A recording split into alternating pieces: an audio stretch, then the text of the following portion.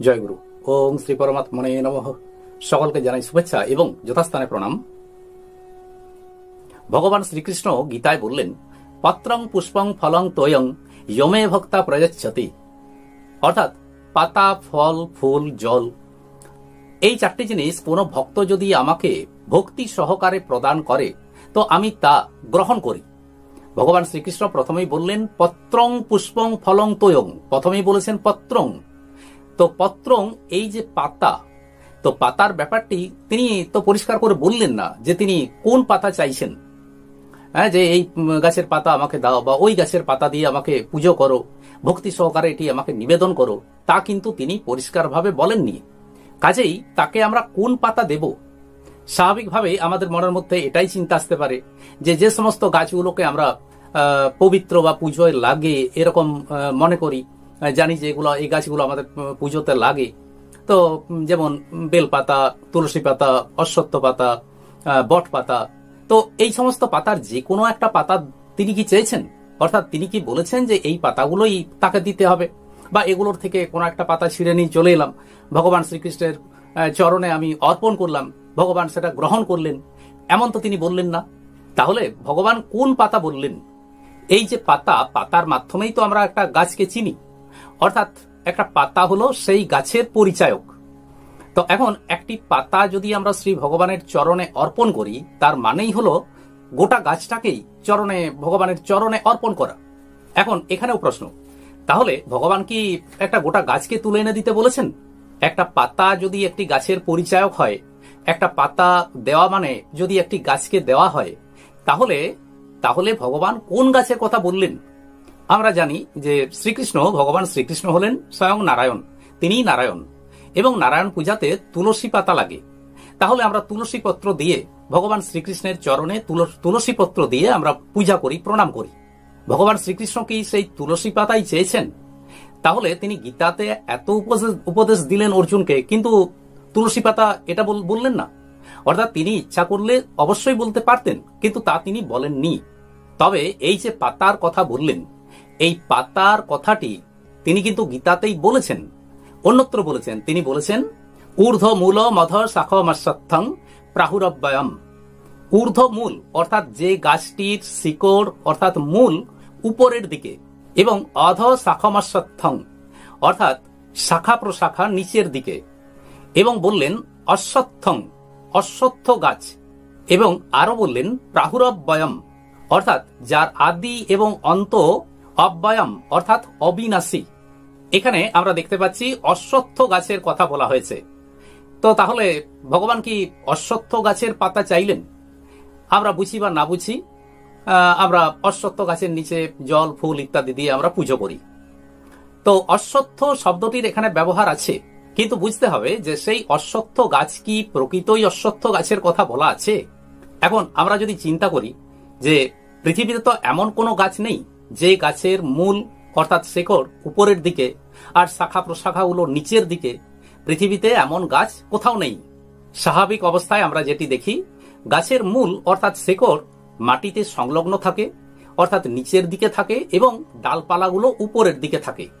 তাহলে ভগবান এমন কি গাছের কথা বললেন যার মূল উপরের দিকে এবং শাখা প্রশাখা নিচের দিকে? এখন এটা আমাদের মনে হতে পারে, তাহলে কি ভগবান কোনো ভুল বললেন? তাও হতে পারে না। তাহলে ব্যাপারটি কি? সেই গাছটি কি? কোন গাছের পাতা শ্রী ভগবান চাইলেন? তিনি যে বললেন পত্রং পুষ্পং ফলং তোয়ং যমে ভক্তা প্রযচ্ছতি, এর প্রকৃত ব্যাখ্যা দিয়েছেন যোগীরাজ শ্যামাচরণ লাহিড়ী মহাশয়। গাছটি হলো অশ্বত্থ গাছ। ঊর্ধ্ব মূল মধ শাখমশ্বত্থং। অশ্বত্থং অশ্বত্থ, অশ্বত্থ অর্থাৎ অস্থায়ী। এই মানব শরীরই হলো সেই গাছ। এই মানব শরীর অস্থায়ী, এবং এর মূল ঊর্ধ্বে অর্থাৎ উপরে, এবং ডালপালা শাখা প্রশাখা এগুলোর নিচের দিকে। মূল, একটা গাছের মূল অর্থাৎ শেকড়, এটাই তো গাছটাকে ধরে রাখে। তো গাছের শেকড় মাটির সাথে সংলগ্ন থাকে, মাটিটাকে জোর করে ধরে থাকে, তাই গাছটি মাটির উপরে বাকি অংশটা দাঁড়িয়ে থাকে। কাজেই মূল অর্থাৎ আদি বা উৎসস্থল। আমাদের শরীরে যে প্রাণ রয়েছে, এই প্রাণের দুটি অবস্থা, স্থির ও চঞ্চল। এই স্থিরত্ব থেকেই চঞ্চলতার উৎপত্তি। কাজেই স্থিরত্বই হলো মূল অর্থাৎ আদি বা উৎসস্থল। আমাদের এই মানব শরীরে কূটস্থের উপরে রয়েছে প্রাণের স্থিরাবস্থা এবং নিচের দিকে রয়েছে চঞ্চলতা। এই চঞ্চলতা ব্যাপারটা আমরা সবাই অনুভব করি, কেননা আমাদের ইন্দ্রিয় বা বিভিন্ন রিপু সকল এদের জন্যই আমাদের শরীরে যে চঞ্চলতা থাকে তা আমরা বুঝতে পারি, কিন্তু এই স্থিরত্ব ব্যাপারটিকে আমাদের কিন্তু সহজে বোঝা যায় না। কেবলমাত্র যারা যোগী তারাই এই স্থিরত্বকে উপলব্ধি করতে পারেন, স্থিরত্বকে তারাই জানতে পারেন। কূটস্থের নিচে যে চঞ্চলতা, সেই চঞ্চলতা থেকেই কাম, ক্রোধ, লোভ, মদ, মোহ, মাৎসর্য, শ্রবণ, দর্শন এগুলো উৎপন্ন হয়েছে। আর এগুলোই হলো তার শাখা প্রশাখা। এই শাখা প্রশাখাগুলোতেই আমরা সাধারণ ক্ষেত্রে আমরা বাস করি। অর্থাৎ যেহেতু আমরা যোগী নই, সেই স্থিরত্বকে আমরা উপলব্ধি করতে পারি না, তাই এই যে চঞ্চলতা রয়েছে, এই কাম, ক্রোধ, মোহ, লোভ, মদ, মাৎসর্য এই যে ব্যাপারগুলো রয়েছে, যেগুলো শাখা প্রশাখা, এগুলোকেই আমরা আপন বলে মনে করি, এগুলোর মধ্যেই আমরা বাস করি। এগুলো আমাদেরকে যেমন ভাবে পরিচালিত করে, যেমন কর্ম করায়, আমরা সেইভাবে পরিচালিত হই, সেই প্রকার কর্ম করে থাকি। কাজেই বুঝতে পারলাম এই শরীরকে বৃক্ষরূপে বর্ণনা করা হয়েছে, আর তা প্রতীক রূপে। সেই প্রতীকটি কেমন না, গাছটির শেকড় অর্থাৎ আদি উৎস সেটি উপরের দিকে আর ডালপালাগুলো নিচের দিকে।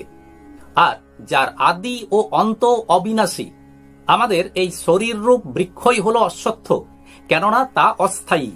কিন্তু শরীর লাভের পূর্বে আমরা ছিলাম এবং সেটা অব্যয়। আবার শরীরটাকে লাভ করার পরে এই শরীরটাকে যে বাঁচিয়ে রেখেছে সেও অব্যয়। আর শরীর ত্যাগের পরে যে অবস্থা প্রাপ্ত হব, শরীর ত্যাগের পরে আমাদের যে অবস্থা হবে সেটাও অব্যয়। এর মানে সব অবস্থাতেই আমাদের মধ্যে স্থির প্রাণ বর্তমান, কিন্তু প্রাণের মধ্যে যে চঞ্চল অবস্থাটা রয়েছে, কূটস্থের নিচে যে সমস্ত চঞ্চলতার জন্য যেগুলো কারণ, সেগুলোর কারণেই আমাদের শরীরের মধ্যে চঞ্চলতা অনুভব করি, এগুলো পরিবর্তনশীল। এই যে জন্মের আগে এবং মৃত্যুর পরে, সেই দুটো অবস্থাতেই আমরা অব্যয় রূপে থাকি, অবিনাশী রূপে থাকি, এবং জীবন্ত অবস্থাতে আমাদের প্রকাশ ঘটে, আমরা ব্যক্ত হয়ে থাকি। তো এই যে তিন অবস্থাতেই আমরা কিন্তু অব্যয় অর্থাৎ স্থির প্রাণ বর্তমান। গীতাতে এ সম্পর্কে বলা আছে, অব্যক্তা দীনি ভূতানি ব্যক্তমধ্যানি ভারত। অর্থাৎ যার আদি এবং অন্ত অব্যক্ত এবং মধ্যে ব্যক্ত। মধ্যে অর্থাৎ এই জীবন থাকাকালীন, অর্থাৎ যতক্ষণ শরীর আছে, যতক্ষণ এই পৃথিবীতে বিচরণ করছি, ততক্ষণ আমরা ব্যক্ত রূপে থাকি। আর জন্মের পূর্বে এবং মৃত্যুর পরে আমরা অব্যক্ত রূপে থাকি। তখন আমরা অত্যন্ত সূক্ষ্ম অবস্থায় থাকি, আর সেই সূক্ষ্ম অবস্থায় নিজেকে ব্যক্ত হয় না। কিন্তু জন্ম থেকে মৃত্যু পর্যন্ত আমরা ব্যক্ত অবস্থায় থাকি। এই শরীর যতদিন আছে অর্থাৎ ব্যক্ত অবস্থায় আছি, তার মধ্যেও স্থির অবস্থা বর্তমান। কাজেই এখানে বুঝতে পারলাম যে ভগবান শ্রীকৃষ্ণ যে বলেছেন যে পাতা দিতে, তো পাতা দেওয়ার অর্থ হলো দেহবোধকে পুরোপুরিভাবে প্রদান করা। সাধন করতে করতে সাধক যখন দেহাতীত অবস্থার মধ্যে চলে যান, তখন তার মধ্যে আর কোনো দেহবোধ থাকে না। এটি হলো ভগবানের চরণে একটা পাতা দেওয়া। কিন্তু আমরা এটি বুঝি না, যার ফলে আমরা জানি যে ভগবান চেয়েছেন পাতা, যে কারণে কোনো একটা পাতা, তুলসী পাতা হোক, বেল পাতা হোক ইত্যাদি দিয়ে আমরা ভগবানের পুজো করি। কিন্তু সাধনার একটা যে গূঢ় রহস্য, একটা গূঢ় তত্ত্ব এখানে লুকিয়ে আছে, তা সহজে আমরা বুঝতে পারি না। আজ এই পর্যন্তই। আসুন এবার শ্রী ভগবানের মহামন্ত্র জপ করি। হরে কৃষ্ণ কৃষ্ণ কৃষ্ণ হরে হরে, হরে রাম রাম রাম হরে হরে। নমস্কার।